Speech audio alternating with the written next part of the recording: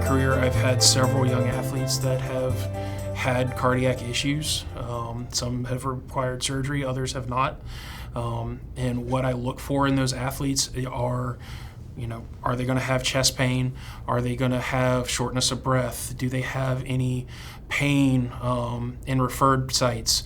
For some patients that may be the low back, any pain in the neck, upper back, down the arm. We are going to look at the physicals when they come in.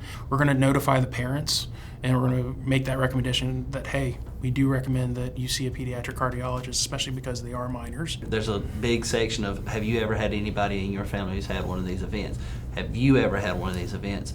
And not even just for cardiac injuries, but for all injuries in general, if you take a good history, most of the time you can kind of narrow down into what's going on. But you can break down heart disease into two different forms. Those forms of heart disease that you're born with, and those forms of heart disease that you acquire or you get after birth. I help screen a lot of young athletes and young adults, so I'm not going to give you an age cutoff, but really anybody that there's concern for sudden cardiac arrest, really you probably would like to see a congenital cardiologist. Certainly we would love to have every single athlete see cardiology. That's just not plausible in how our world works. So we rely on a multidisciplinary approach between athletic trainers and pediatricians and family medicine doctors to screen them and then get the patients, the young adults, the athletes to my office that really need me. So I will always have a delay in participating in sports to ensure that athlete's safety.